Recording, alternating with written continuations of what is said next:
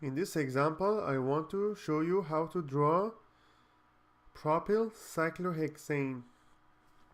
Cyclohexane, it means that it belongs to cycloalkane, and since it's cyclohexane, it means that we have 6 carbon atoms, the main ring, 1, 2, 3, 4, 5, 6, and we have only one branch, which is propyl.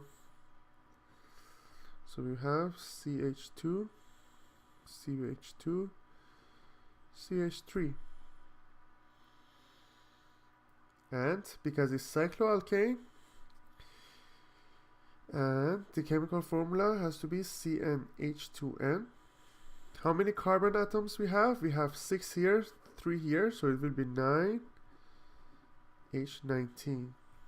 So that's basically how we draw propylcyclohexane.